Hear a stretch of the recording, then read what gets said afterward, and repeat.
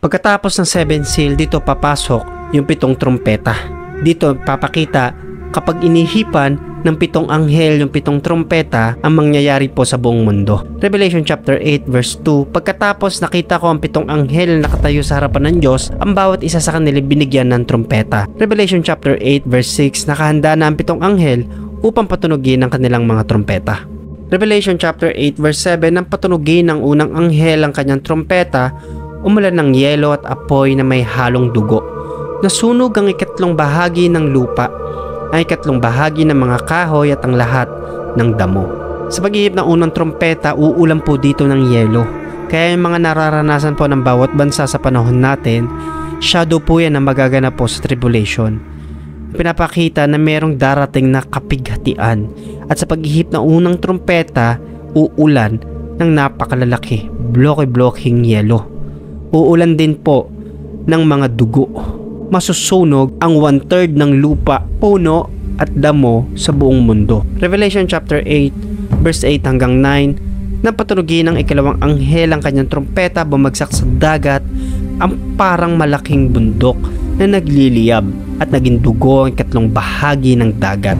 Namatay ang 2 bahagi ng mga nabubuhay sa dagat at nawasak ang 2 bahagi na bilang ng mga sasakyang pandagat. Naging dugo po ang 2 bahagi ng karagatan sa buong mundo.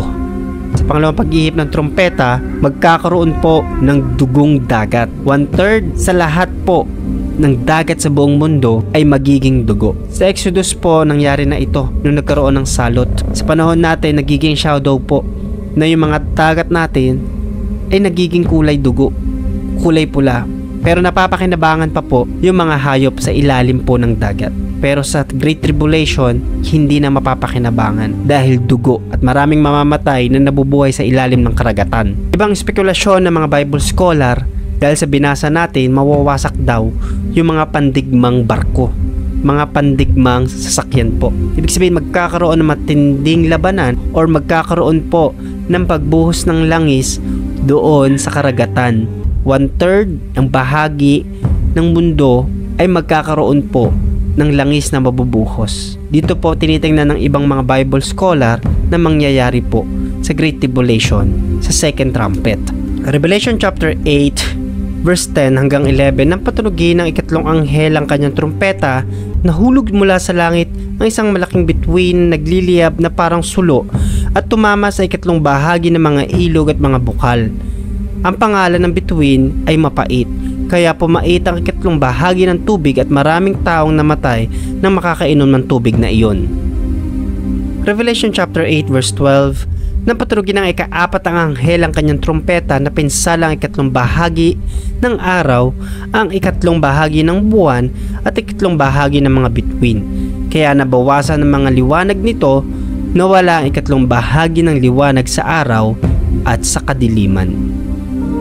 At hindi po ang mangyayari dito, kadiliman. Kahit araw, madilim. Kahit gabi at may buwan, madilim pa rin po. Wala talagang makikita. Revelation chapter 9 verse 10 hanggang 11, ang buntot nilang tulad ng sa alakdan ay may kapangyarihang manakit sa mga tao sa loob ng 5 buwan. May haring namumuno sa kanila, ang anghel nagbukas ng pintuan sa kailaliman. Ang pangalan niya sa wikang Hebreo ay Abaton at Apolyo naman sa wikang Griego.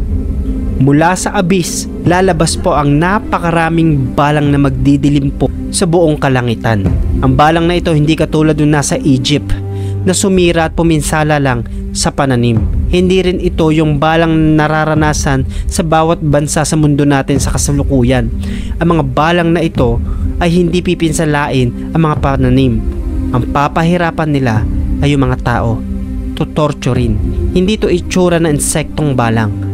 Sinaysay sa Revelation yung nakakatakot na itsura kung ito talaga ay literal na makikita at lilitaw mula sa abyss sa pamumunuan po ng isang fallen angel na si Apollyon. Kung mapapansin nyo, ang papahirapan ng mga balang na ito yung mga may tatak na 666. Ang hindi nila papahirapan ay yung may tatak ng Diyos. May tatak rin po ng Diyos yung mga mananampalatayang matitira dito na naninindigan. Ngunit hindi papatayin po yung may mga tatak ng 666. Kaya yung iba natatakot, ayaw magkaroon ng item na 666 sa panahon natin sa Great Tribulation po.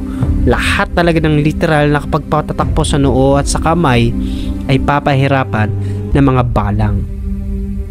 Revelation chapter 9 verse 12 hanggang 21. Tapos na ang unang nakakatakot na pangyayari, ngunit may dalawa pang parating. Napaturugin na ika-6 na anghel ang kanyang trompeta. Narinig ko ang isang tinig mula sa mga sulok ng gintong altar na nasa harapan ng Diyos. Sinabi ng tinig sa ika-6 na anghel na may trompeta, pakawalan mo ang 4 na anghel na nakagapos doon sa malaking ilog ng Euphrates. Kaya pinakawalan ng 4 na anghel na iyon, inihanda sila noon para sa oras na iyon upang patayin ang 3 bahagi ng sangkatauhan. Narinig ko ang bilang ng mga hukbo nilang nakasakay sa kabayo ay 200 milyon. 3 salot ang papatay sa 3 bahagi ng mundo.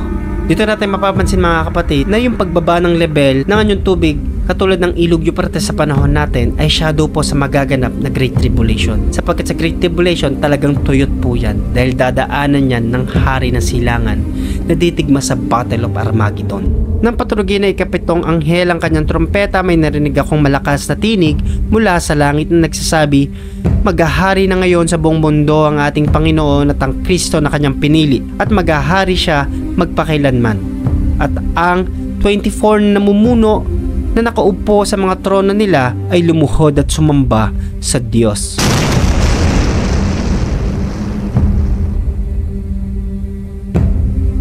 Sa lahat ng hindi naniwala sa Panginoong Jesus, dito po niya ipapakita ang kanyang sarili at maniniwala ang lahat at siya po ay luluwalhati at sasabihin. Ito po yung mga nakalagay sa prophecy ng mga napag-aaralan po natin. At sinabi rin ng Panginoong Jesus, makikita siya ng lahat.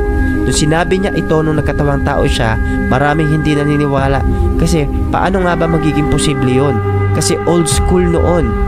Pero sa panahon natin ngayon, napaka-posible na po dahil sa mga live streaming, sa mga high technology gadgets.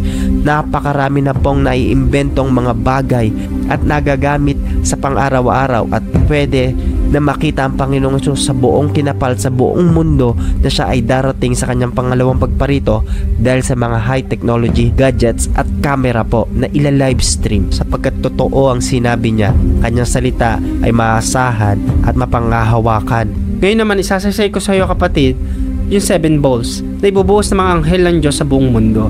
Revelation chapter 16 verse 2.